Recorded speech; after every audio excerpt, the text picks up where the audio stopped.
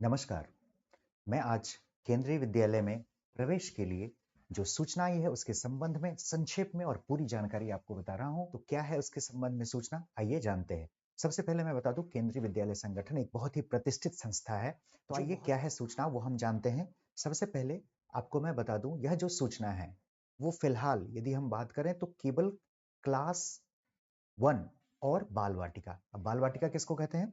बाल वाटिका कहते हैं नर्सरी, जिसको हम लोग प्ले स्कूल कहते हैं ना, जो नर्सरी, एलकेजी और यूकेजी। तो बाल वाटिका 1 का मतलब हो गया नर्सरी, बाल वाटिका 2 का मतलब हो गया एलकेजी और बाल वाटिका 3 का मतलब हो गया यूकेजी। और शेड्यूल ये है कि आपको ऑनलाइन आवेदन करना है। तो सभी जगह जो ये विज्ञापन है वो प्रकाशित हो जाएगा और ऑनलाइन आपको आवेदन करना होगा। इसके लिए कहीं जाने की जरूरत नहीं है। आप घर पर बैठ के अपने मोबाइल से या लैपटॉप से 7 तारीख से 7 मार्च 2025 10 बजे से ये शुरू हो जाएगा।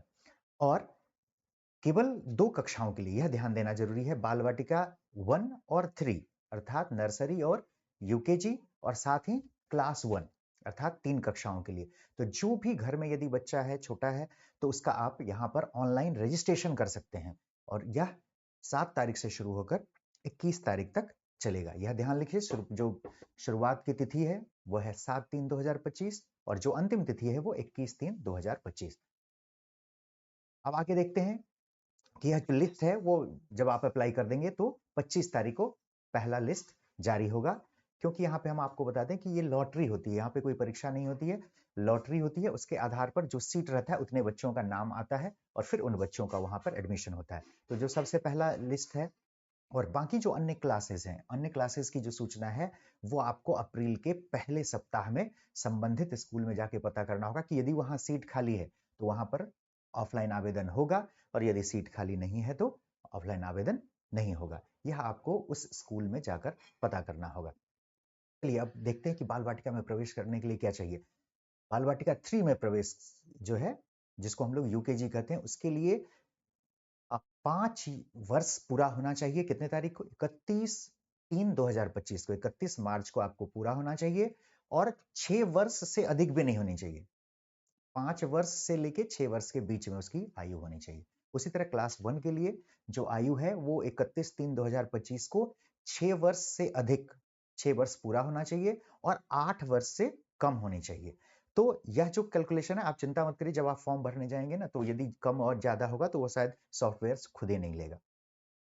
उसके बाद सबसे जरूरी चीज क्या है, जब आप आवेदन करने जाते हैं तो सबसे जरूरी है जन्म प्रमाण पत्र, बर्थ सर्टिफिकेट।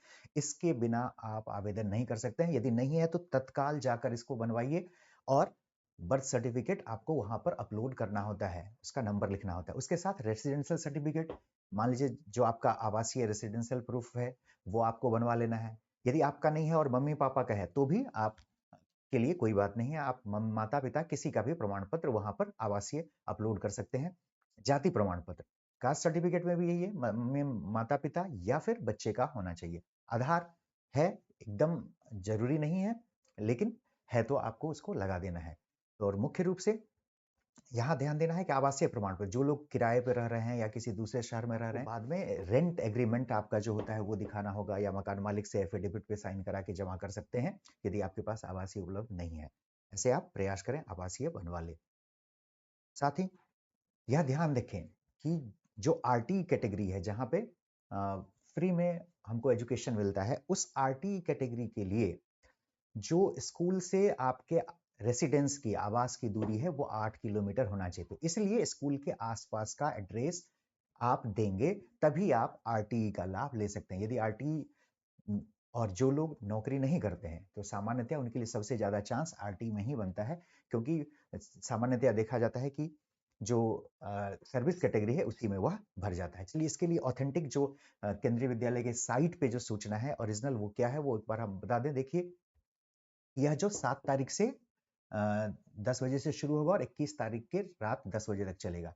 और आपको आवेदन क्या करना है, यदि सूचना के बारे में कोई भी जानकारी चाहिए तो kbsangathan.nic.in एडमिशन के माध्यम से प्राप्त किया जा सकता है।